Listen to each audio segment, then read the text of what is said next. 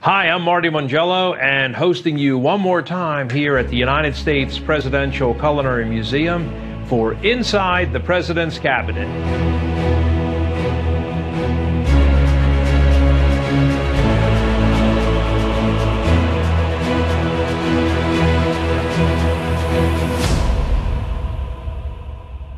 Today we're going to take a look at President Franklin Delano Roosevelt and his historic luncheon at Hyde Park, New York, and hosting, of course, the first royal family in history. So pretty exciting. We always have a lot of fun with our guests on the tours and point out, of course, that this is the king who was the stutterer. And you may have seen The King's Speech, which was an excellent movie. And everybody really loved it, but this is him, and in the beginning, you know, he was known his entire life as Prince Albert. That's who he is, and of course I was coached by my father to call the drugstore on the rotary dial phone and ask if they had Prince Albert in the can.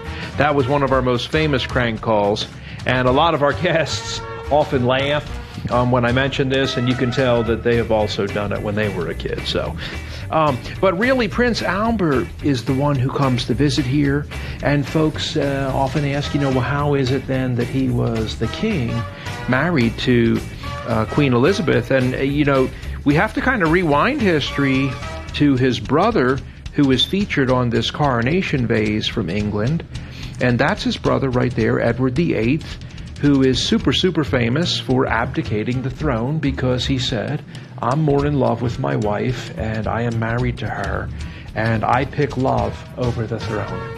So Edward VIII will go away, and when I saw the opportunity to get that vase for this exhibit, I had to do it at an auction house. I had to get that. So that's an original coronation vase from the 1930s, from London. And so off he goes, and they bring in Prince Albert, and they ask him, Your Majesty, one of the things you get to do is to pick your own name. And he says, well, would it be okay then if I was George? And they do. Sure, you can be whatever you want to be, Your Highness. They look it up. They tell him you're going to be George VI, is what you'll be called in history, sire. And so he says, well, then I will be George VI. Thank you. And that's how he becomes George VI. When he visits here in the United States, we do have one of the most controversial menus in the White House's history here.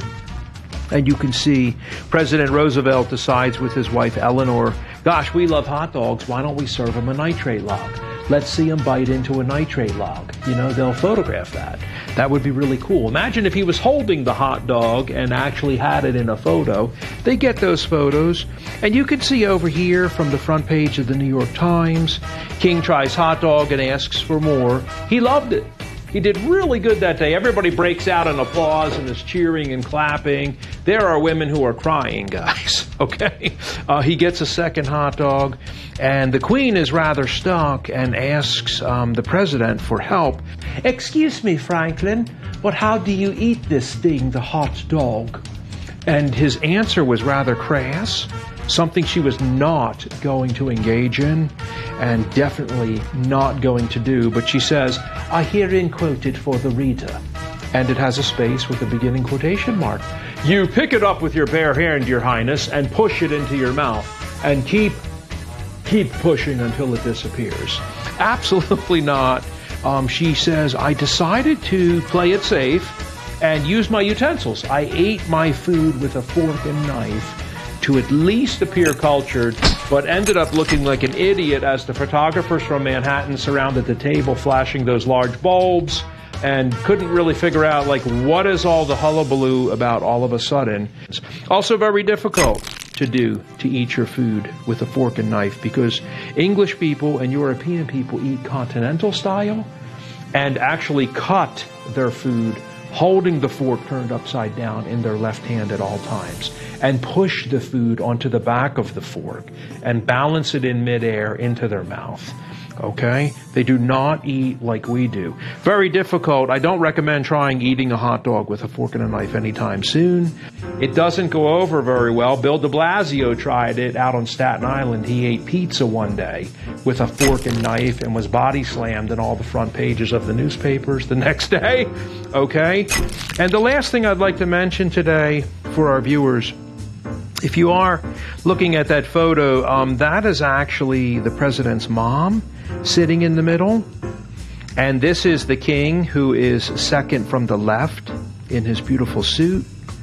This is mom, Queen Elizabeth. This is mom and dad of the current queen. The president is on the right. The queen is seated immediately to his right.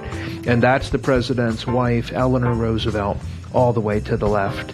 And we always, of course, encourage our viewers and guests to the museum to remember, we believe our role in society as a museum is to showcase what do we do with what is going on today.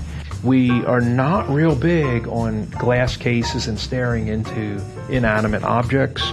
But look at that gold coin all the way to the left of Meghan Markle and Prince Harry. And think about that recently, in the year of 2018 and what is happening in 2019, because Edward VIII was told, you know, what about it don't you understand? You cannot marry an American, have her become a member of the royal family, and bring her over here when she is divorced. And yet this just happened finally with Harry and Meghan. So a lot of times we see parallels in history that we love to showcase, and that is part of this whole exhibit called The Royals. And thank you so much for enjoying this and joining us again. I'm Marty Mongello, and looking forward to seeing you next time on Inside the President's Cabinet.